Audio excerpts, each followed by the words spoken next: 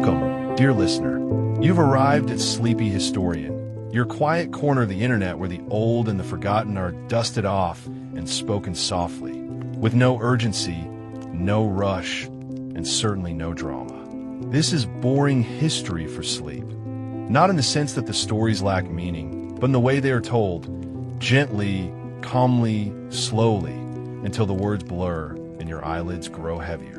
Many people call it falling asleep to boring history or bedtime relaxation and soft storytelling. Others describe it as a kind of soft-spoken history documentary, not so much listened to as drifted through, half awake, half dreaming. If you're here, you probably already understand the comfort of this strange little ritual.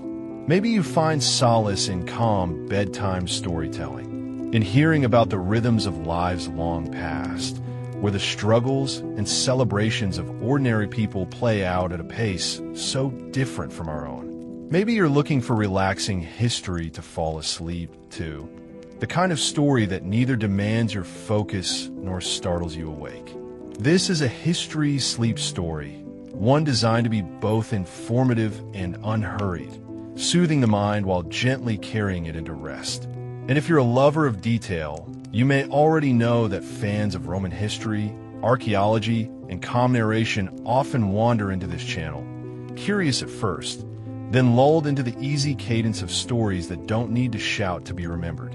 Before we begin tonight's journey, I'll extend a quiet invitation. If this kind of storytelling helps you rest, feel free to like the video, but only if it truly brings you peace. Subscribe if you'd like more of these slow and steady explorations of the past.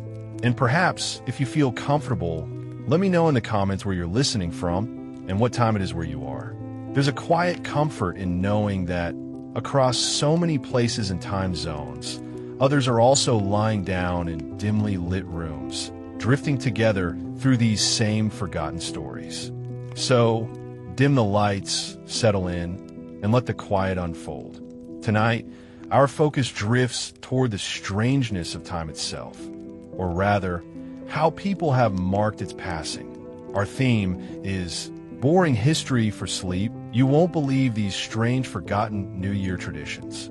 Imagine yourself not at a modern celebration with fireworks and noise, but in a quieter world where the first day of a year carried meanings we might find peculiar today. Across centuries and across cultures, people have gathered herbs, lit fires, dressed in odd costumes, and carried out rituals that blended superstition with celebration, solemnity with joy. Some were born of deep fears, others of hope, and some simply of custom that grew stranger with every retelling. In the hours to come, we'll drift together through 4 gentle segments.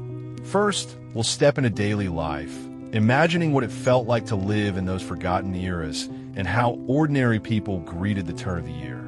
Then we'll pause with a figure, a biography, or event, quietly exploring how one person or one moment shaped these traditions.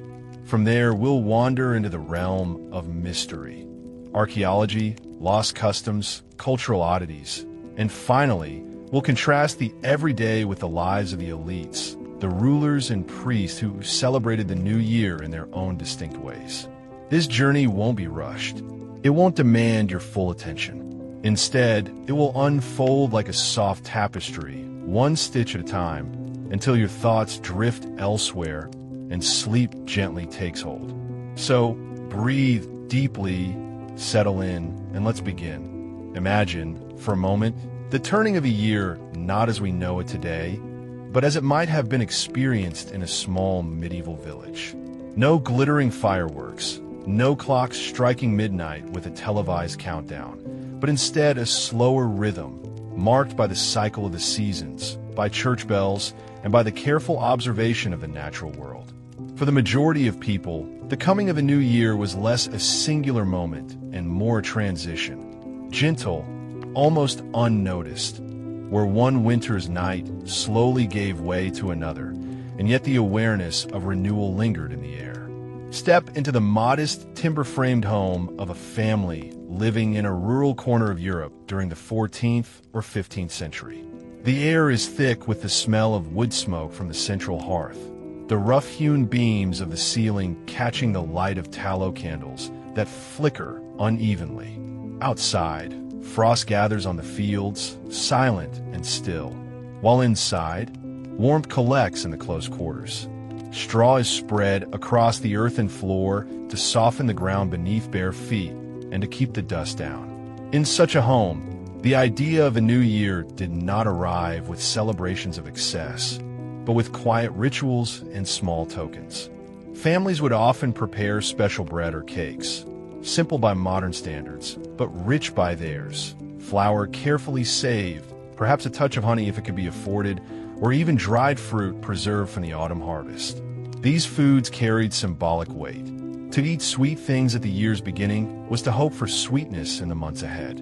Imagine yourself in that space, seated on a low stool, listening to the faint creak of the wooden door as neighbors step in, carrying with them the chill of the winter night. They exchange simple greetings, wishing one another luck or health in the new year, often with phrases passed down from older generations.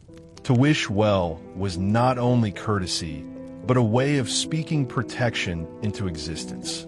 Words, after all, carried weight, and the new year was a time when threshold between past and future seemed more delicate than usual. Children might be given small charms, woven threads, or little pieces of carved wood to carry for luck. Adults might scatter herbs around the doorway, rosemary, sage, or juniper, believed to purify the home and ward off misfortune. The smoke of burning herbs carried an aroma both sharp and comforting, lingering in the rafters, mingling with the scent of bread baking on the hearth. For those awake at midnight, the soundscape was not one of explosions and cheers, but of silence, broken perhaps by the ringing of a distant church bell, slow and deliberate. What we call New Year's Day was not always on the same date. In some medieval regions, the new year began not in January, but in March, aligning with the coming of spring, when days lengthened and crops could be sown. Elsewhere, it was tied to Christmas or Easter, with the year defined by the rhythms of the church calendar. Imagine the slight confusion this might bring. Where one village celebrated the turn of the year in deep winter, another might wait until the thaw, until lambs were born and flowers reappeared. Yet for the people within each community, the practice felt natural, as though it had always been that way. In this daily life, rituals were not extravagances but necessities. They provided a sense of continuity, a reassurance that the passing of time was marked and acknowledged, that one year's hardships might be left behind, and another begun with fresh hope. For a farmer, this might mean carrying a candle to the barn, whispering blessings over the animals who sustain the family. For a weaver, it might mean setting aside a newly spun thread, symbolic of new beginnings. For all, it meant a pause in the otherwise relentless rhythm of survival. Picture the quiet scene of a village lane, narrow and muddy, with cottages lining either side. The windows glow faintly with firelight, and thin trails of smoke curl upward into the cold night air. Inside each dwelling, the customs vary slightly, yet all are united by a single idea, that beginnings matter. To start well was to invite the possibility of a good year, though no one could ever truly know what would come. As you let your mind linger here, notice the textures of this world, the roughness of woolen clothing, the coarseness of bread crusts, the coolness of stone walls, the softness of straw beds. Each detail anchors the experience, reminding us that history was not only grand events, but also the ordinary comforts and struggles of lives once lived. The new year was not just a date, but a moment when hopes and fears intertwined, whispered into the dark with candles burning low. And as we rest in this image, we can gently turn to the next part of our journey, where we'll continue to walk through the rhythms of these forgotten traditions, always with an eye to the ordinary people who gave them meaning. The new year in its older forms was never just about the single moment of change. It was about the days surrounding it, and the way people shaped those days into something meaningful. To step into their world is to step into a slower rhythm, where time is measured not in hours or minutes, but in the movement of the sun, the tolling of a bell, or the turn of the agricultural cycle. The transition from one year to another was a pause, an in-between space, where the familiar gave way to the uncertain. Let us imagine a northern European village in the late Middle Ages. Snow lies heavy on the roofs, muffling sound and softening edges, while footprints mark the paths between homes. The church, standing at the village center, dominates the skyline, its bell tower silhouetted against the pale winter sky. It is here that the marking of time finds its official anchor. At midnight, or what villagers believed to be midnight, the bell would ring, a slow and resonant tone carrying across the fields, reminding all within hearing that a threshold had been crossed. For some, this was a moment of prayer, whispered words of gratitude, or petitions for the months ahead. But life was not uniform. While some took the transition solemnly, others infused it with simple joy. Music might be played on rustic instruments, pipes, drums, or fiddles. And while the sound was far from grand, it created a rhythm for dancing in the firelight. Picture the glow of torches along the lane, the crunch of snow under boots, and the laughter that rose into the winter air. Children ran in small groups, sometimes allowed to stay awake later than usual, their breath clouding in the cold. For them, the promise of a new year was little more than the promise of play, sweets, or the warmth of family. In some regions, there existed the tradition of first footing, a belief that the first person to enter the house after the year began would determine the household's fortune for the year to come. Often, this first footer would be expected to carry gifts: bread for sustenance, coal for warmth, or coins for prosperity. Imagine standing by your door, waiting in the dim light for the arrival of that figure. Someone chosen, or perhaps simply fated, whose steps across the threshold symbolized luck itself entering the home. Herbs and greenery continued to play an important role. Holly, ivy, and fir branches might be carried inside, echoes of older pagan customs absorbed in a Christian ritual. Their evergreen nature suggested endurance through winter, a reminder that life persisted even in the darkest season. The smell of pine or juniper filled the air, mingling with wood smoke, offering both freshness and symbolism. To modern eyes, these decorations might resemble the remnants of Christmas, but for the villagers, they were tokens of strength and protection. Food rituals remained central. On tables, often rough-hewn planks covered with coarse cloth, lay dishes prepared not only for nourishment, but also for meaning. A loaf of bread shaped with care, perhaps blessed by a priest, a dish of lentils whose small round shape resembled coins, promising wealth, or apples, saved from autumn and polished until they shone, symbolizing health and continuity. These foods were shared with quiet reverence, yet also with cheer, for to eat together was to affirm bonds within the community. And as the evening turned into night, fires were often lit outside. Bonfires, though simple, carried symbolic resonance. They were said to banish evil, to mark the start of the new year with light overcoming darkness. The flicker of flames could be seen from afar, fields illuminated briefly before returning to shadow. Some would leap over small fires, a gesture of renewal and courage, while others simply warmed their hands, watching sparks vanish into the star-filled sky. The night was long, but it was not rushed. No one checked clocks, for clocks were scarce. Instead, the natural flow of events carried the community from old to new. As the fires burned low and the children's energy faded, families returned to their homes, pulling blankets of wool around themselves, lying down on straw beds, comforted by the knowledge that another cycle had begun. Whether joyfully or quietly, the new year had been welcomed. If you imagine yourself lying in that bed, you might hear faint sounds, the settling of timbers, the muffled voices of neighbors, the low crackle of embers in the hearth.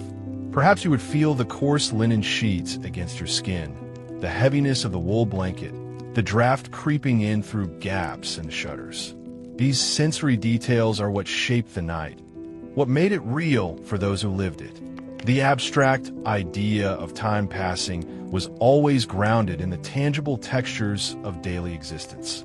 The new year was not only about beginnings, but also about protection against misfortune. To fail to observe the proper rituals might invite ill luck. This gave the traditions a certain weight, though never with urgency or panic, more with a resigned understanding that life was fragile and uncertain. Through ritual, people found reassurance, even if only in small gestures. To scatter grain across the floor, to pour a little ale on the earth, to carry bread to the barn. These were ways of aligning oneself with the rhythms of the world, ways of asking quietly for balance in the year to come. As you drift with this image, remember that in these quiet traditions we glimpse the essence of history, not as spectacle, but as continuity. These were not rulers or warriors, but ordinary people, farmers, weavers, bakers, shepherds, who marked the passing of time in ways that felt both fragile and enduring. Their stories are not grand, yet in their quiet persistence, they have reached us across centuries. In the next part, we'll move gently onward, continuing to explore these traditions, and how even the smallest gestures of daily life carried profound meaning when tied to the turning of the year. As we linger further in the world of ordinary people and their quiet observances of the new year, it becomes clear that many of these traditions were not simply about celebration, but about weaving together the threads of community. In a time when life was marked by uncertainty, crop failures, illness, unpredictable weather, rituals of the new year acted as collective reassurances. Each action, however small, was a reminder that no one faced the coming months alone. Picture again the village lane, narrow and worn, with the faint sound of footsteps echoing in the snow. At each door, neighbors might stop to exchange greetings or tokens. A piece of bread broken and shared, a jug of ale passed from one hand to another. Simple words repeated across generations. Good fortune, good health, a safe year ahead. These gestures were more than politeness. They were a way of stitching together the fragile fabric of a community that depended on cooperation for survival. The church played its role too, guiding the structure of time and ritual. The new year was folded into the liturgical calendar, often marked by Mass at dawn or by prayers offered for renewal. The bell ringing out over the frosted fields served as a reminder not only of the passage of time, but of the divine presence thought to govern it. Imagine standing in the dim stone interior of a medieval church, the air cool and scented faintly of incense, the flickering of candles reflecting on cold stone walls. People gathered not in celebration, but in reverent stillness, whispering prayers into the quiet. Outside the sacred space, older beliefs still lingered, woven into the fabric of custom. In some regions, villagers carried torches through fields at night, circling the boundaries of farmland in a symbolic act of protection. The glow of firelight against snow and earth was thought to chase away spirits of misfortune, ensuring that crops would prosper when spring returned. Elsewhere, young men might go door to door, singing songs that blended cheer with superstition, their voices low and steady in the winter night. To receive them kindly was to invite good fortune. To turn them away risked the opposite. Animals, too, were not forgotten in the cycle of renewal. Cows, sheep, and horses might be sprinkled with blessed water or given small offerings of grain, gestures of respect to creatures upon whom daily survival depended. In some places, people whispered charms into the ears of livestock, words meant to guard them from illness or to ensure fertility in the coming year. These acts remind us how closely bound human life once was to the rhythms of the natural world, where the well-being of animals was inseparable from the well-being of people. The atmosphere of the village during this time was therefore a mix of solemnity and quiet festivity. Fires glowed, bells rang, voices rose in song, And yet the mood never tipped into excess or noise as we might recognize in modern celebrations. Instead, it remained grounded in modesty, in gestures that carried both hope and caution. To start the year properly was to acknowledge both the hardships of the past and the uncertainties of the future. Imagine walking down that village lane, past homes of wattle and daub, their walls whitewashed, their thatched roofs heavy with snow.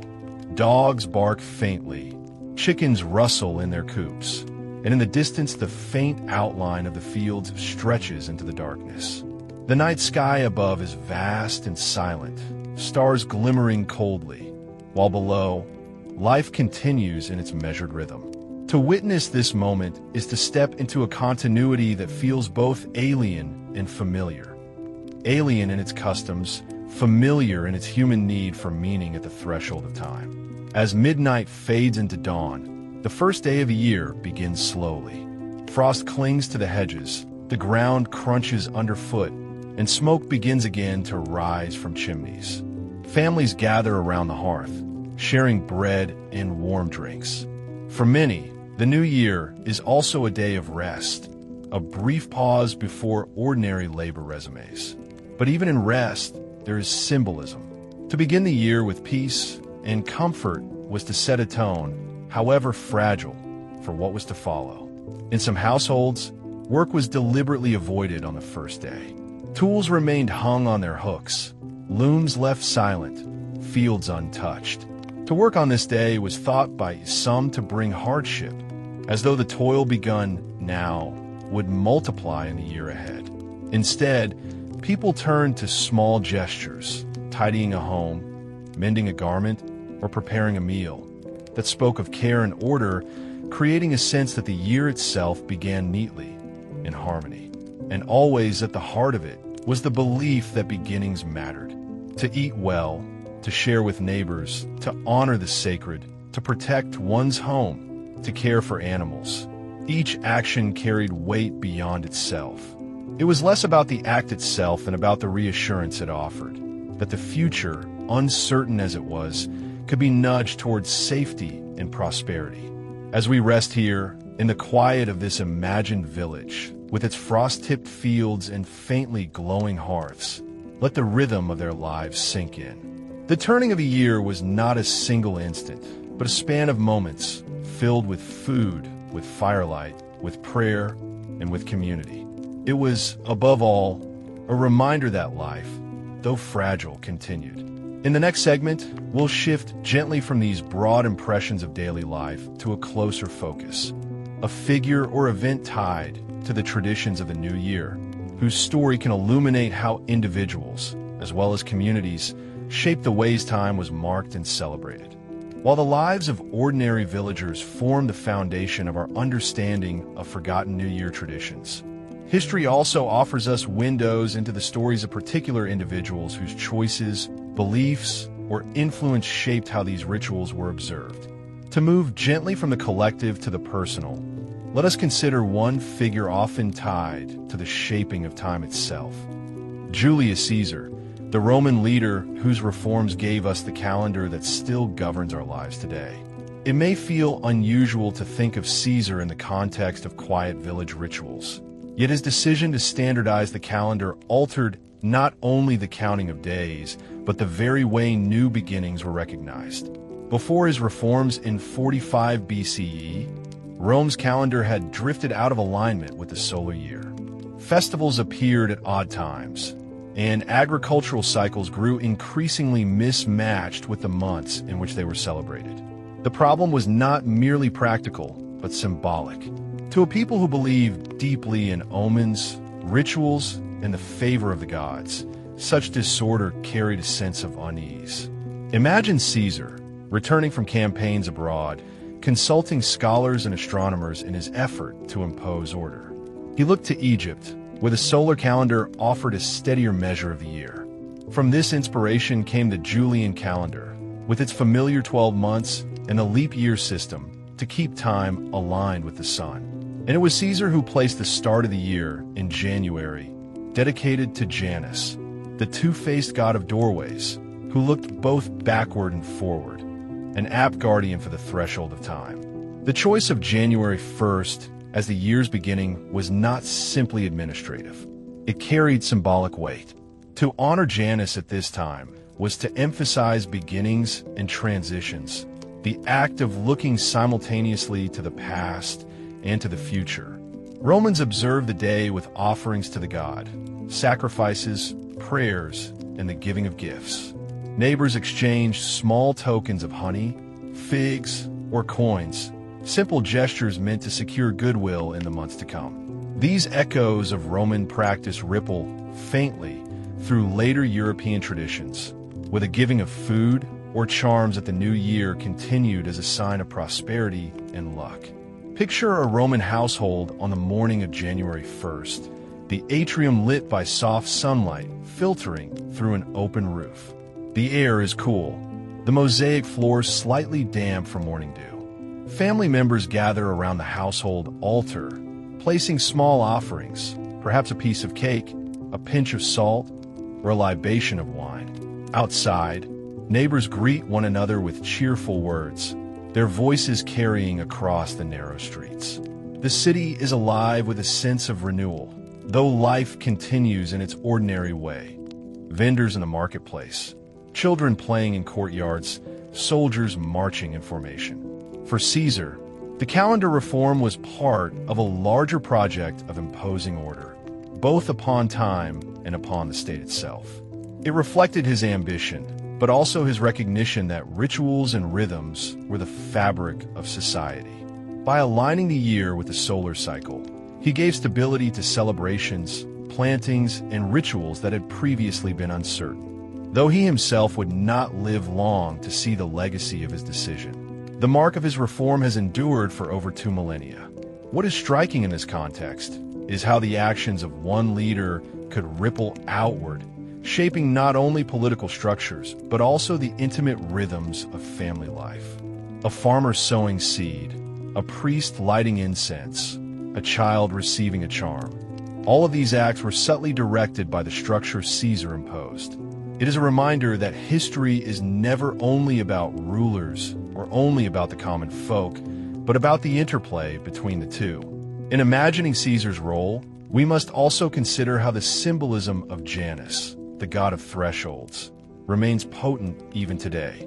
Doorways, after all, are liminal spaces, neither inside nor outside, but a point of transition. The new year is such a threshold, a moment suspended between what has been and what is yet to come.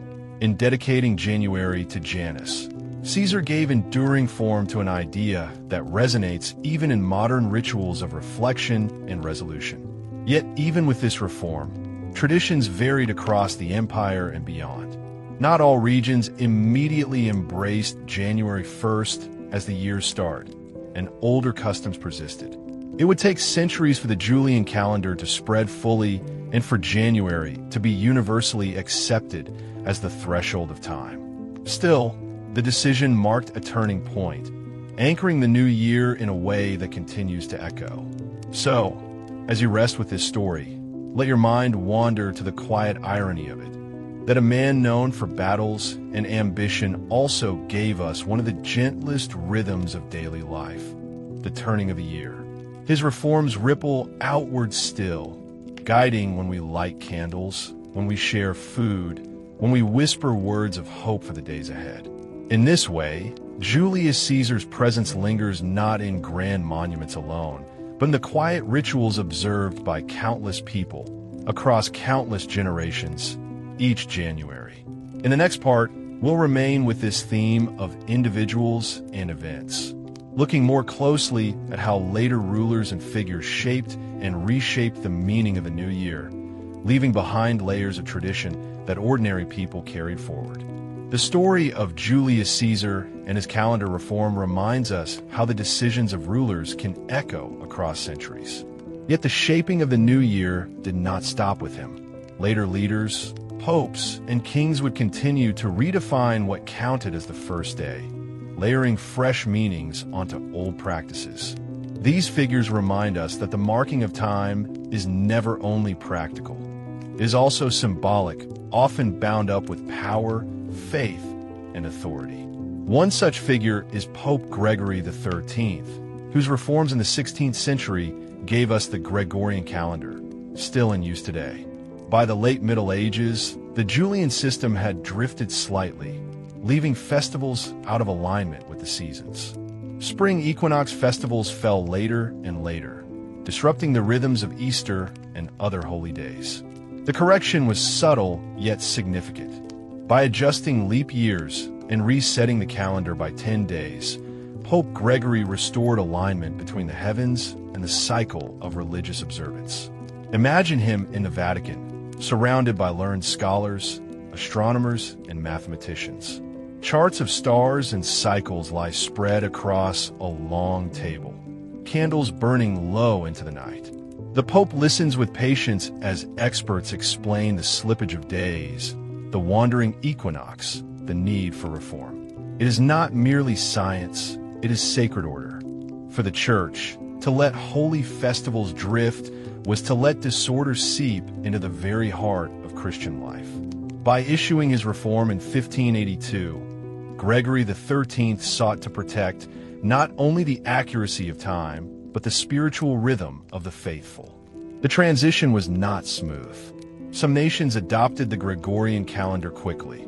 Others resisted, suspicious of papal influence or reluctant to disturb long-held customs. For centuries, Europe lived with two systems side by side, the old Julian reckoning and the new Gregorian. Imagine the confusion of merchants traveling across borders, carrying contracts and letters that seemed to lose or gain days, depending on where they were opened. Even simple greetings of the new year could be mismatched, depending on which calendar one followed. Beyond Gregory, kings and emperors also sought to shape the meaning of the new year. In medieval France, for example, the year was often counted from Easter, aligning the beginning of time with the resurrection. In other places, Christmas served as the year's threshold, blending the joy of Christ's birth with the anticipation of renewal. Monarchs, by fixing these dates, subtly tied their rule to sacred time, positioning themselves as guardians of cosmic order. Consider King Charles IX of France, who in 1564 issued the Edict of Roussillon, declaring January 1st the official start of the year in his realm. The choice brought his kingdom in line with the Roman tradition revived by Caesar, but also reflected a desire for unity across his territories. For ordinary people, this meant adjusting customs, moving celebrations, changing records, shifting the timing of taxes or feasts. Such decrees might seem distant, yet they touched the daily lives of farmers, merchants, and artisans who had to adapt their own rhythms to the new official order. We can picture one of these shifts in practice. Imagine a scribe in a small French town, seated at his desk as candlelight flickers on parchment. He carefully copies the new date, correcting his headings, reminding himself that the year now begins in January rather than Easter. The act is small, almost mechanical, yet it embodies a broader transformation, the authority of a king pressing itself quietly into the texture of everyday life. What unites these figures, Caesar, Gregory, Charles, and others, is the recognition that the marking of time is both symbolic and powerful. To define when a year begins is to define the rhythm of life. When debts are due, when harvests are counted, when festivals are celebrated. Leaders knew this, and in shaping the calendar, they shaped society itself. And yet, for all the proclamations and reforms, local traditions endured. A villager might acknowledge the official start of the year in January, while still treating springtime as the truer renewal of life. Communities carried older customs forward, blending them with the new. In this layering of time, official and local, sacred and ordinary, we see how the abstract decisions of rulers were lived out in the daily practices of their people. The new year, then, was never fixed. It was always shifting, always contested, shaped by the tug-of-war between tradition and reform, between local custom and official decree. And within that tension, ordinary people continued to light their fires, share their bread, and whisper their blessings, no matter what the calendar declared. As you let this story settle, imagine the figures of power: Caesar, Gregory, Charles, each in their own settings, yet connected by a single thread: the desire to order time. Their legacies endure, but always refracted through the lives of those who carried on the rituals, adapting them quietly, year after year. In the next part, we'll linger further on this theme, exploring a particular event in which the marking of the new year became not only a matter of tradition or decree, but a reflection of broader cultural shifts that shaped the world around it. The turning of the year was never only about rulers and decrees. It was also about the moments when the calendar itself became a stage for history, when battles, treaties, and transformations unfolded under the shadow of the new year. One such event is the coronation of Charlemagne on Christmas Day in the year 800, which reveals how leaders used the turning of the calendar to anchor their power in sacred time. Imagine the hushed chill of Rome on that winter morning. The air is crisp, faint incense lingers in the great basilica of St. Peter's, and the stone walls echo with solemn chants. As the year drew toward its close, a new order was declared. Pope Leo III placed the crown upon Charlemagne's head, proclaiming him Emperor of the Romans. By choosing Christmas for the coronation, the Church bound Charlemagne's rule to the birth of Christ, ensuring that every anniversary of his imperial dignity would coincide with one of the holiest days of the year. The beginning of a new chapter in empire was aligned with the symbolic renewal of faith itself. This use of calendar days was deliberate. Leaders knew that the rhythm of the year provided opportunities to reinforce meaning. By tying their authority to dates already heavy with symbolism, they could bind political power to cosmic order. The new year was not only a matter of counting days, but a tool for storytelling, a way of shaping how people understood their own place in history. Centuries later, we see similar patterns. In Tudor England, Henry VIII and his successors issued royal proclamations shifting the start of the year from late March to January, aligning the kingdom with continental Europe. But beyond bureaucratic tidiness, these decisions also communicated stability and modernization. Each act of reform, however technical, echoed through society as a sign that the crown was in control, capable of ordering both the realm and the very passage of time. Consider for a moment how these proclamations felt to ordinary people. For a farmer in a small English village, January had long been a deep winter month, associated with survival rather than beginnings. To call it New Year's Day may have felt distant, almost foreign. Yet over time, the decree took root. Churches rang their bells on the 1st of January. Local officials shifted their ledgers. Slowly, what had once been the season of waiting for spring became, by royal will, the season of counting a new year. The rhythm of lives bent, almost imperceptibly, to the authority of monarchs and their calendars. Other rulers, too, sought to link the new year with their triumphs. In Russia, Tsar Peter the Great decreed in 1699 that the new year would begin on January 1st instead of September 1st, which had been the old Byzantine reckoning. Fireworks, cannon shots, and decorated fir trees were ordered to mark the change, blending European customs with Russian identity.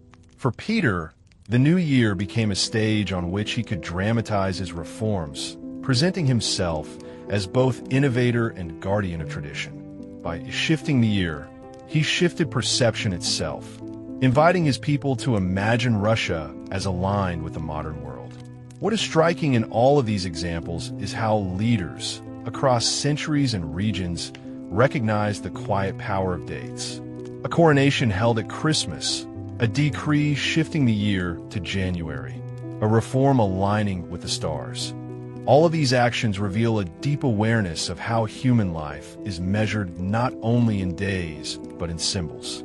You can almost picture a medieval villager marking time in two ways: by the practical cycle of planting and harvest, and by the official cycle decreed by rulers and priests. The villager may have whispered blessings at the turn of spring, while also hearing church bells ring on January 1st. In this layering of time, we see how official reforms did not erase old rhythms, but coexisted with them, creating a patchwork of traditions. And so, when we think about New Year traditions today, fireworks, toasts, midnight gatherings, we can glimpse their ancestors in these layered histories.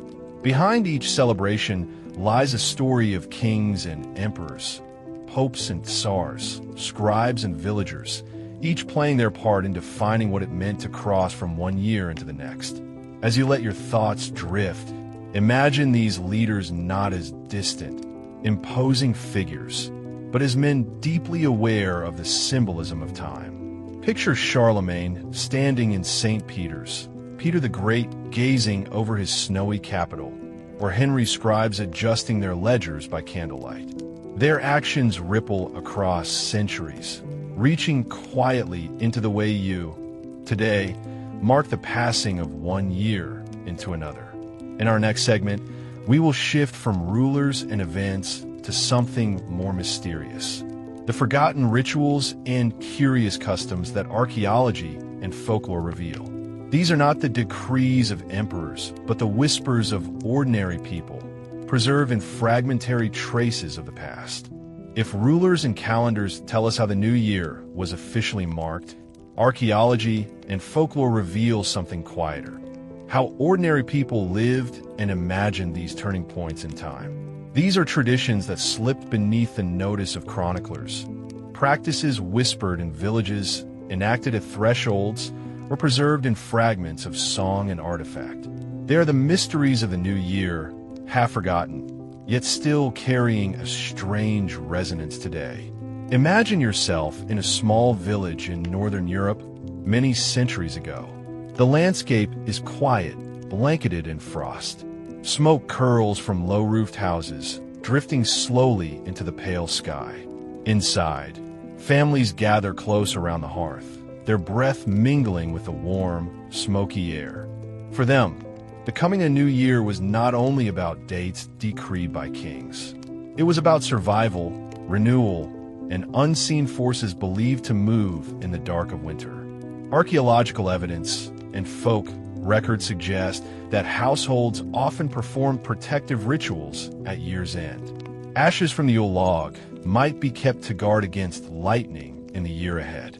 Small charms were tucked into thatched roofs, and sprigs of evergreen, holly, ivy, or fir were carried indoors as a promise of life persisting through the cold. These practices were less about celebration and more about reassurance. The old year was a time of vulnerability, the new year of fragile hope. One curious custom, noted in scattered medieval sources, involved opening doors and windows at midnight to let the old year out.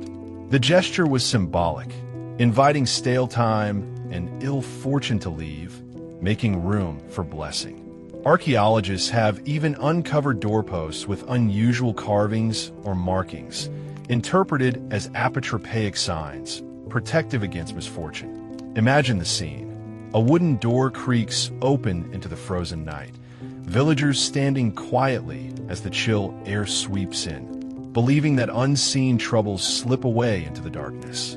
There were also practices connected with sound. Bells were rung in churches not only to mark the passage of time, but to chase away spirits believed to linger at year's turning. In some communities, people banged pots, clashed iron, or sang in loud voices. The cacophony was not festive in the modern sense, but purposeful, a way of cleansing the air, of ensuring that malign forces were unsettled and kept at bay. Fragments of songs and carols suggest another layer of meaning. In rural England and Scotland, first-footing customs appeared, where the first person to cross a household's threshold in the new year brought luck for the months ahead. Ideally, it was a tall, dark-haired man bearing gifts of bread, coal, or drink, symbols of sustenance, warmth, and cheer. Archaeological finds of small tokens near thresholds, coins, pieces of iron, or even animal bones, hint that such customs may have deep roots, blending practical offerings with symbolic hope. In other parts of Europe, especially in the Germanic world, there are traces of what scholars call the wild hunt, a spectral procession believed to ride through the winter skies at year's turning. Though terrifying in its imagery, it was also tied to renewal, a reminder of forces larger than human control. Villagers left offerings of bread or ale to appease the riders, hoping that their households would be spared misfortune. No clear artifact can capture the wild hunt, but folklore, passed through centuries, leaves behind this haunting image. Ghostly riders sweeping across starry skies, marking the thin boundary between years. The mystery of these customs lies in their dual nature. They are at once practical and symbolic, rooted in the rhythm of winter, yet reaching toward the unseen. Ashes to guard against storms, bells to drive away spirits, doors open to release ill fortune. Each act simple, almost mundane, yet charged with meaning. These were the tools by which communities steadied themselves at the most uncertain time of year. As you imagine these scenes, picture a quiet hamlet at midnight. The snow crunches softly underfoot, a door swings wide, and cold air pours in. Someone tosses a sprig of holly into the fire, while a child listens nervously for bells in the distance. These rituals, faint and almost forgotten, echo into our present. Even today, many still bang pots, light fireworks, or speak blessings at midnight, actions that descend, however faintly, from those medieval gestures of protection and renewal. This is the archaeology of time, not only in objects but in practices. Each fragment of bone, each etched doorway, each folk rhyme recovered by scholars is a whisper from the past, telling us that the transition into the new year has always been a moment of both fear and hope. The evidence may be incomplete, but the imagination fills in the rest, stitching together a picture of ordinary lives in extraordinary times of turning. And so, as we linger in this mystery, let your thoughts drift with those spectral riders of the wild hunt, with the smoke of burning evergreens, with the sound of bells in the frosty air. These are not grand decrees or proclamations, but fragile, human gestures, rituals of reassurance, carved into the fabric of winter nights. In the next part, we will explore more of these enigmatic traditions, looking at archaeological finds and cultural remnants that deepen our understanding of how the new year was imagined in times long past. In tracing forgotten traditions of the new year, archaeology and folklore often intersect in curious ways. The written record is fragmentary, the artifacts incomplete, but together they whisper of a world where the transition into the new year was treated as a liminal space, a threshold between the familiar and the unknown. Such thresholds, in the imagination of medieval people, required careful navigation, for they were moments when the ordinary rules of life were thought to loosen and unseen influences press close. Imagine a rural community somewhere in the British Isles in the late Middle Ages. The year's end coincides with the bleakest winter nights. Villagers gather around hearths, not only for warmth but to observe small rituals handed down from grandparents. Some of these customs surface in ballads and legal records, others in the soil itself, revealed centuries later by careful excavation. One such practice appears in wassailing, a tradition that blended blessing and festivity. Villagers moved from house to house or orchard to orchard, singing songs of goodwill and drinking from a communal bowl. Archaeologists have uncovered fragments of decorated pottery and wooden bowls in rural sites, possibly remnants of these shared rituals. The purpose was more than merriment. It was protective. In apple-growing regions, people splash cider upon the roots of trees, urging them to yield a rich harvest in the year to come. Picture the scene. In the stillness of a frosty night, torchlight flickers against bare branches, songs carry softly, and steaming cups of drink are raised in hope. In Scandinavia and parts of Germany, traditions tied to Yule carried forward into the marking of the new year. Evergreen boughs were hung above doorways, not only as decoration, but as barriers against wandering spirits. Traces of these customs linger in archaeological finds of preserved plant remains in the corners of ancient houses, suggesting that greenery was deliberately placed and left to dry. The symbolism is clear, a reminder that life continues even in the coldest season and that the household is shielded from ill fortune. Charms and tokens also played their role. Excavations in Central Europe have unearthed small amulets, coins pierced for wearing, tiny figures of animals, and shards of iron, interpreted as protective offerings. Some are buried near thresholds or hearths, aligning with folk beliefs that spirits could enter through such vulnerable points. To bury a token was to anchor safety, to ensure that the household would pass safely into the next cycle of time. Across cultures, the new year was also seen as a moment for divination. Records from the late medieval period describe simple rituals of fortune-telling performed at year's turning. Young women, for instance, dropped molten lead into water and read the shapes as omens of marriage or luck. Archaeological traces of such practices are faint, burned vessels, small molds, but written accounts confirm their persistence. These acts were not taken as frivolous entertainment, but as earnest attempts to glimpse the shape of the future, when time itself seemed more pliable. Another fascinating custom, hinted at in folklore, involved food. Special breads and cakes were prepared at year's end, often marked with symbols or divided in ritual ways.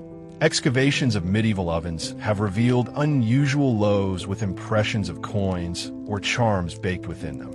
These lucky pieces were meant to grant prosperity to whoever found them. Imagine a family seated together, breaking open a round loaf by lamplight, each hoping to find the token that promised favor in the months ahead. Sound, once again, played a central role.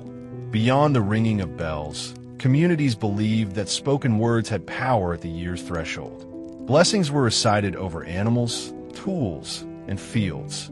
Some folk charms, preserved in manuscripts, combined Christian prayers with older invocations, calling on saints and natural forces alike. This mingling of belief systems shows how the new year was not simply a date, but a woven fabric of hope, fear, and continuity. As you let your thoughts wander through these scenes, imagine yourself standing at the edge of a medieval orchard, frost crunching beneath your boots, while villagers sing softly to the trees. Or picture a family unearthing a hidden coin baked into bread, laughter mingling with the glow of firelight. These are fragile customs, often forgotten, yet they reveal how deeply people invested meaning into the passage of time. What is striking is how much of this echoes in the present. We still make resolutions, seeking to shape the year ahead. We still share special foods at the turn of the year, whether lentils in Italy, rice cakes in Asia, or round loaves elsewhere. We still light fireworks and ring bells, loud gestures meant to clear space for renewal. Though centuries have passed, the impulse remains, the need to steady ourselves as we cross an invisible threshold. Archaeology cannot capture the full richness of these rituals. What survives are fragments, a broken charm, a charred loaf, a line in a forgotten manuscript. Yet when pieced together, they offer a mosaic of human longing for prosperity, protection, and peace in the year to come. In the next part, we will continue exploring these mysteries, looking at how different regions carried their own unique traditions into the new year, and how these traces remind us that history is not only about rulers and decrees, but about the intimate rhythms of ordinary lives. As we follow the thread of forgotten New Year traditions, we arrive at one of the most fascinating aspects, the way different regions layered their own beliefs upon this single turning point in time. From archaeological finds and scattered folklore, we see how the New Year was not one uniform event, but a mosaic of customs, each shaped by local landscapes, religions, and the rhythms of daily life. Consider, for instance, the alpine valleys of Central Europe. Here, scholars have pieced together traces of mass processions that took place around the new year. Archaeological depictions carved into wood and later recorded in local chronicles show figures in animal disguises, horn masks, shaggy cloaks, and clattering bells. These were not celebrations in the modern sense, but protective performances. By embodying wild creatures, villagers sought to drive away winter's dangers, confusing or frightening the unseen forces thought to prowl at the year's edge. Imagine the muffled crunch of snow as a line of masked figures winds through the village, bells jangling, their shapes flickering in torchlight against the dark. In Ireland and parts of Scotland, fragments of folk rhyme and later accounts describe straw boys, or mummers, visiting homes at year's end. Dressed in costumes of straw or cloth, they performed simple plays or recited verses, often in exchange for food and drink. Archaeological traces of such customs are scarce, but the imagery persists in oral tradition. Straw headdresses preserved in museums, odd scraps of mask-like fragments. The meaning was both entertainment and blessing, a mingling of laughter and ritual at the year's threshold. Elsewhere, in the Mediterranean world, New Year practices reflected the blending of ancient pagan rhythms with Christian observances. In Greece, for example, scholars have noted customs involving special breads marked with the sign of the cross, within which tokens might be hidden. The archaeological footprint of such rituals is faint: burned loaves, ceramic fragments, but the symbolic layering is clear. The bread represented Christ's blessing and the promise of abundance, while the hidden token linked back to much older practices of divination and fortune. Even in more urban settings, echoes of superstition clung to the new year. In medieval London, civic records mention beating the bounds, a practice of walking parish boundaries to reaffirm communal memory. While usually tied to spring, some sources suggest similar processions near the year's end, where groups of townspeople traced invisible lines through their streets, marking the renewal of order and identity. These traces are not easily excavated, but the documents remain. Careful notes and city rolls describing groups of men and boys walking the streets, chanting, and marking trees or stones. Archaeology also hints at food rituals beyond bread. In Eastern Europe, remnants of feasts with nuts, honey, and grains appear in settlement layers dated to late medieval winters. These foods carried clear symbolism: nuts as seeds of hidden potential, honey for sweetness, and grain for continuity. The act of consuming them at year's turn was both physical nourishment and ritual assurance, anchoring the household in cycles of growth and renewal. Another curious detail appears in Central and Eastern Europe: animal masks and bones found in contexts linked to winter gatherings. Scholars debate whether these were part of seasonal feasts, hunting rituals, or performances tied to the new year. Whatever their exact purpose, they remind us that communities sought to connect with natural forces at the moment of transition. To wear an animal's shape was to borrow its strength, ensuring resilience in the uncertain months ahead. What binds all these customs together? Masked figures in alpine valleys, straw boys in Ireland, bread in Greece, nuts and honey in Eastern Europe, is the recognition of a new year as a threshold.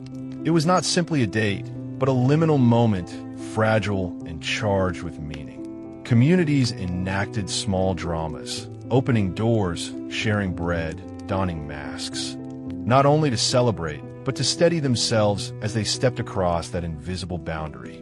As you imagine these fragments, let your mind wander. Picture torchlit figures moving through snowy alpine passes, bells clanging softly. Picture straw-clad performers in a quiet village, their costumes rustling as they recite verses. Picture families breaking bread, finding tokens hidden within, or sharing honey and nuts under the dim glow of lamplight. These are not grand spectacles, but gentle rituals, threads of continuity woven into the dark of winter nights. And as you drift further into the rhythm of these stories, you may notice how close they feel to our present. We still gather at thresholds, we still perform symbolic acts, we still share food, sound, and blessing. The continuity across centuries is not exact, but it is resonant, reminding us that the turn of the year has always been a time of fragile hope, binding the human story together across distance and time. In our next segment, we will step into contrast, examining how New Year traditions differed between the lives of ordinary people and those of elites, rulers, and courts. Through that lens, we will see both the shared humanity of this transition and the gulf that separated peasants from princes at the start of the year. The marking of a new year was never experienced the same way by everyone. While villagers opened doors to let the old year out, or shared simple bread marked with charms, those who lived in castles, courts, and great halls experienced the transition with very different textures of ritual. The divide between ordinary people and the elite was not only a matter of wealth, but of symbolism, for rulers and nobles treated the new year as an opportunity to display power, generosity, and order. Imagine the contrast. In a modest cottage, a family huddled near the hearth, sharing a loaf of bread baked with care from the last stores of grain. In a royal palace, meanwhile, servants hurried through echoing corridors, laying out gold and silver vessels, preparing long trestle tables for feasting, and arranging gifts to be presented in elaborate ceremony. The rhythm of the year touched all levels of society, but it resonated differently depending on where you stood. In medieval France and England, the gift-giving day at the start of the year was one of the most important courtly rituals.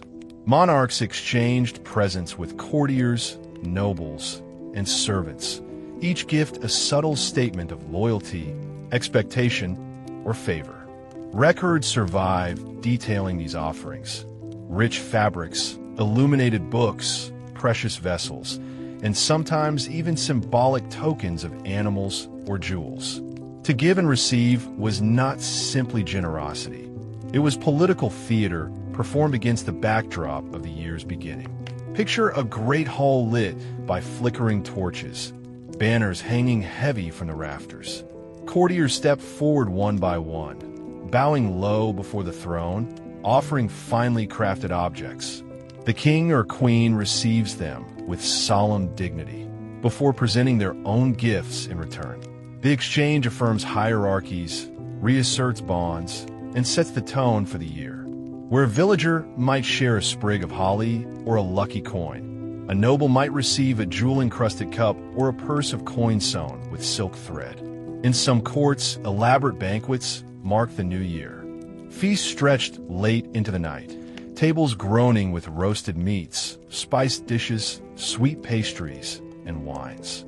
Musicians played softly while servants circulated with pitchers and platters.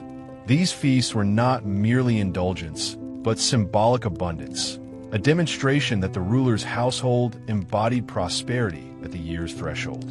Even the choice of foods carried meaning. Peacocks or boars as emblems of strength, sweetmeats as symbols of refinement, and gilded breads as signs of divine blessing. In Italy, during the Renaissance, the courts of Florence and Milan elevated these traditions to art. Masks and pageants accompanied the new year, with allegorical figures parading through halls or streets, embodying virtues, planets, or seasons. Artists and poets were commissioned to design spectacles that aligned the household of a ruler with the cosmic turning of time. To witness such a pageant was to be reminded that the duke or prince was not merely a political leader, but a figure woven into the fabric of cosmic order. Contrast this grandeur with the lives of common folk. A farmer's family might see no roasted peacock, no pageant of virtues. Their new year was quieter, humbler, bound by survival. They exchanged tokens of bread, coal, or drink, with meaning no less profound. Both experiences, one wrapped in velvet and gold, the other in wool and ash, spoke to the human need to mark transition. Yet the gulf between them was wide, reminding us of the stratified nature of medieval and early modern society. Archaeology helps us glimpse this divide. Excavations of royal residences reveal fragments of exquisite tableware, gilded plates, glassware from distant lands, even seeds and bones of exotic foods consumed at feasts. Meanwhile, rural sites show coarse pottery, charred barley loaves, and animal bones from modest stews. Both speak of New Year meals, but the scale and symbolism differ dramatically. Even clothing marked the contrast. Nobles might don new garments at the year's turn, embroidered with costly dyes, fur linings, and gold thread. Villagers might patch and mend, their clothing carrying forward the wear of seasons past. Yet even so, many sources suggest that ordinary people sought to wear something fresh on the new year, even if it was only a repaired garment or a sprig of greenery pinned to a cloak. The desire for renewal was universal, though expressed through vastly different means. As you picture these parallel worlds, imagine two scenes unfolding at once. In one, a grand hall echoing with music, filled with the gleam of silver dishes, courtiers in silken robes, the monarch presiding with solemn grace. In the other, a small home dimly lit, children sharing a simple loaf while their parents whisper blessings into the fire. Both moments mark the same boundary in time. Both, in their way, affirm continuity, hope, and the promise of a new year. This interplay between elite display and humble ritual is one of the defining features of historical tradition. It shows us that while the calendar's turning was shared by all, the way it was enacted depended on position, wealth, and power. And yet, beneath the differences, the same impulse beats: the need to cross the threshold of time with ceremony, however simple or elaborate. In the next part, we will look more closely at how these courtly rituals of gift-giving and feasting evolved, and how they shaped relationships between rulers and their people. Courtly rituals at the new year were never static. They shifted across centuries, changing with dynasties, fashions, and political needs. To linger in these traditions is to observe how the calendar's turning became a stage upon which authority was quietly rehearsed and affirmed. The exchange of gifts, the pageantry of feasting, and the subtle negotiations of favor all rested upon the idea that time itself could be domesticated, ordered, and made to serve the household of rulers. In France, particularly under the Valois dynasty, the ritual of étrennes, the New Year's gifts, was formalized into an annual rhythm. Courtiers prepared for weeks in advance, carefully choosing items that would demonstrate loyalty while flattering the taste of the monarch. The king or queen, in turn, responded with presents of greater or equal magnificence, ensuring a circulation of wealth that tied courtiers ever closer to the crown. Chronicles describe bolts of velvet, reliquaries, illuminated manuscripts, and intricate goldsmiths' work changing hands in this quiet dance of obligation. In Tudor England, the tradition was just as prominent. Surviving lists from the reign of Elizabeth I reveal the sheer variety of objects she received: perfumed gloves, embroidered handkerchiefs, finely wrought cups, even elaborate sweets sculpted into symbolic forms. Each gift carried meaning. A courtier presenting gloves might subtly remind the queen of their loyalty and service, while the queen's return gift, perhaps a piece of plate or a jewel, reinforced their bond. These exchanges were not merely seasonal generosity, but instruments of governance. To be excluded from the ritual was itself a message, a signal of disfavor, of waning influence. The pageantry of food, too, played its role. At royal banquets, elaborate dishes were crafted to impress not only the palate but the eye. Subtleties, those intricate sugar sculptures so beloved of Renaissance courts, might depict castles, mythical beasts, or allegorical figures. They dissolve quickly upon tasting, but for a moment they embodied both artistry and abundance. The act of consuming such creations was symbolic, the ruler presiding over the transformation of sugar in a fleeting marvel, much as they presided over the transformation of time itself into ordered years. Consider the atmosphere of such a feast. Servants moving in precise formation, carrying dishes in sequence. Musicians playing softly at intervals. torches casting wavering light on polished wood and gleaming silver. Courtiers leaning forward, attentive not only to the food, but to the distribution of glances, smiles, and word from their sovereign. Each detail mattered. Even the placement of guests reflected hierarchies, with proximity to the ruler serving as a visible marker of favor. Beyond Europe, too, elites marked the new year in distinctive ways. In imperial China, where the Lunar New Year carried profound significance, the emperor presided over ceremonies in the Forbidden City that emphasized cosmic harmony. Court officials presented tributes, while vast banquets affirmed the emperor's role as mediator between heaven and earth. The gifts exchanged there might include precious jade, silks, or symbolic foods, each item resonating with layers of meaning. Though distant in geography from the courts of Europe, the impulse was familiar: to transform the boundary of years into a public performance of stability and power. What emerges from these practices is not simply a picture of luxury, but of responsibility. Rulers bore the expectation to embody continuity, to ensure that the world's turning was mirrored by the turning of their households.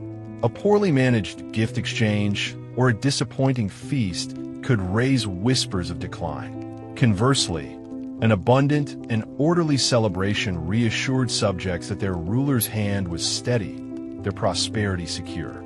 Against this backdrop, ordinary people's customs appear modest, yet perhaps more enduring. A loaf shared among neighbors, a sprig of greenery pinned to a cloak, a whispered blessing at the fire. These cost little, yet carried deep meaning. Nobles displayed wealth. Villagers displayed continuity. And in the silence of night, after the torches of the banquet hall guttered out and the last villager banked their fire, both ruler and subject lay beneath the same stars, each carrying their hopes into the new year. Historians sometimes describe these contrasts as the two speeds of ritual life, the grand and the humble, existing side by side. One spoke in the language of gold and silver, the other in bread and ash.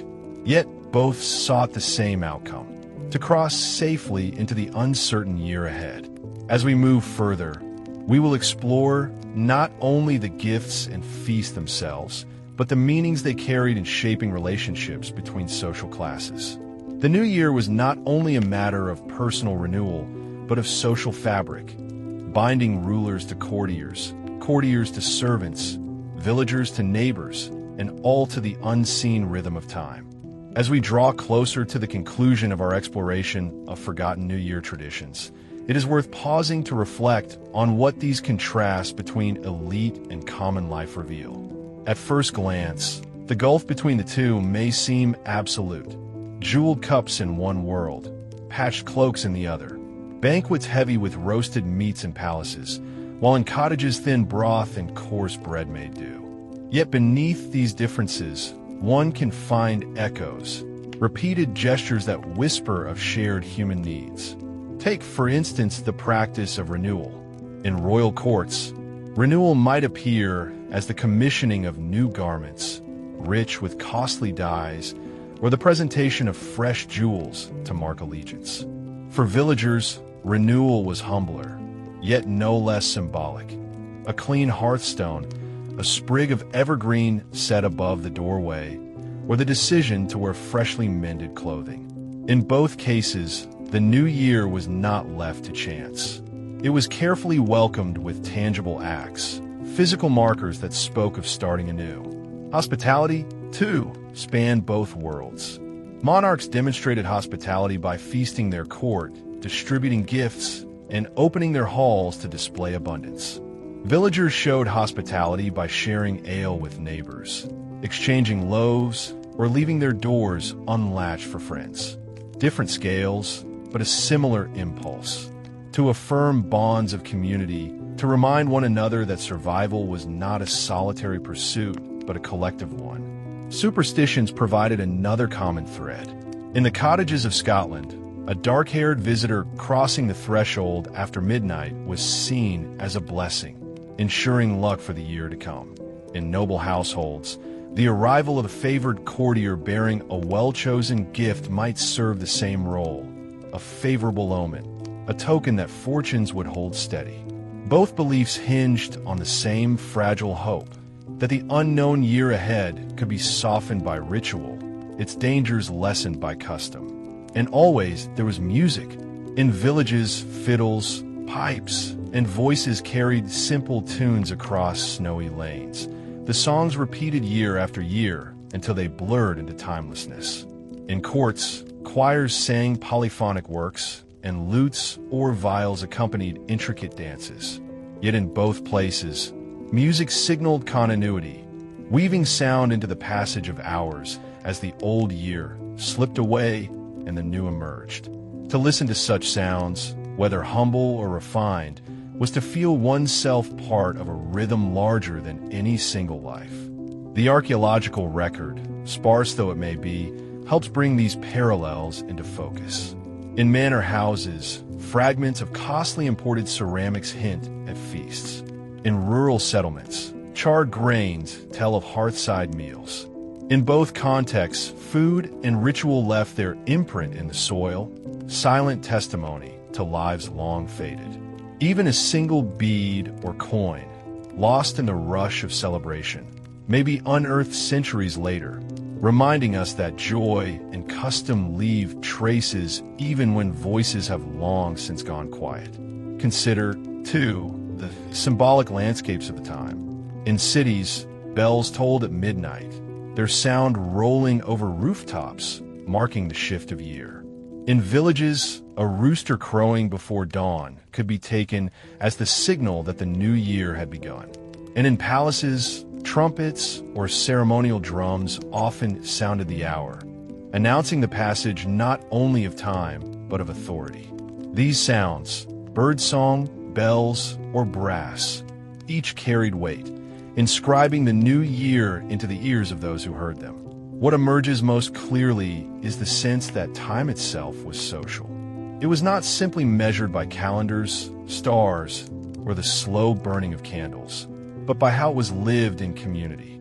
The new year was not only a date, but a moment enacted together, reaffirmed through gestures great and small. To bake a loaf, to light a torch, to present a gift, to sing a song. All of these were ways of telling one another, we step into this year together. When we look back across the centuries, these customs can feel distant, even quaint. Yet perhaps they remind us of something enduring. The forms may change, candles replaced by electric lights, fiddles by recorded songs, feasts by family dinners, but the impulse remains. At the turn of each year, whether in crowded squares or in quiet rooms, people still gather, still mark the moment, still hope for continuity. The villagers and nobles of long ago would likely recognize more of our rituals than we imagine. And so, as we conclude this final segment, we might picture once more those parallel scenes. A king in silks, receiving gifts in a hall echoing with music. A farmer, lifting a simple mug of ale to neighbors. A child in patched wool, falling asleep by the embers of a fire. A court musician tuning a lute for one more song.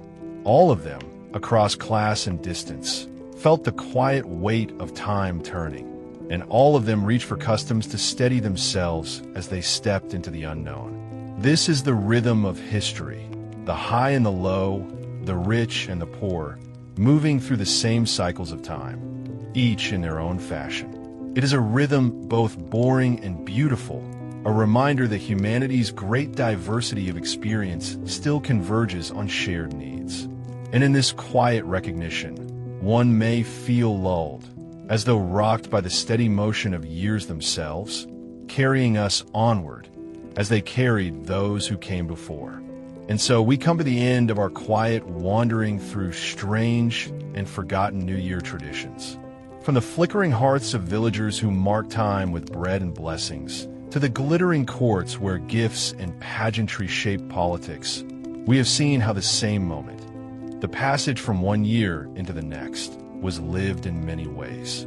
Some marked it with loud songs, some with solemn ceremonies, some with whispered hopes spoken only to the night air.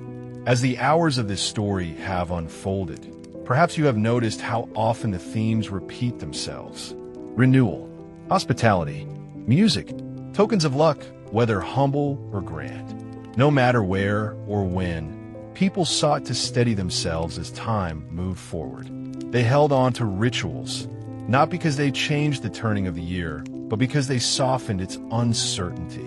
These customs, whether dazzling or simple, gave shape to hope. It is a comforting thought that countless generations before us faced the same transition we do today. Their lives were harder, their futures less certain, yet they too paused, reflected, and reached for symbols to guide them. A sprig of greenery above a door, a jewel placed in a monarch's hand, a song carried over snow-covered fields. Each one was a way of saying, we step into the unknown, but not alone. Now, as you lie here, perhaps with your own thoughts quieting, you too are part of this long chain of moments. You join the villagers who banked their fires, the courtiers who bowed before thrones, the families who shared bread, the musicians who tuned their instruments. All of them, like you, carried the gentle weight of time turning. All of them sought rest, reassurance, and peace. And so, let the stories fade now into the stillness. Let the images drift softly into dreams. A court glittering with candles, a cottage glowing with embers, bells tolling over rooftops, music fading into the cold night. The past is distant, yet its rhythms echo on, weaving with your own heartbeat, steady and calm. If these quiet histories have brought you peace, you may wish to like this video or subscribe for more stories told in the same soft rhythm. Only if it truly helps you rest. And perhaps, before you drift fully away, you might leave a comment sharing where you are listening from and what hour of the night it is for you. Others, too, will read it and take comfort in knowing they are not alone, that across distance and time, many are listening together, falling asleep to the same stories. For now, close your eyes, breathe deeply, and let the noise of the day fall away. The old year has passed, the new year begins, and you are carried gently forward, wrapped in the quiet embrace of history. Sleep well, and let the past keep watch as you rest.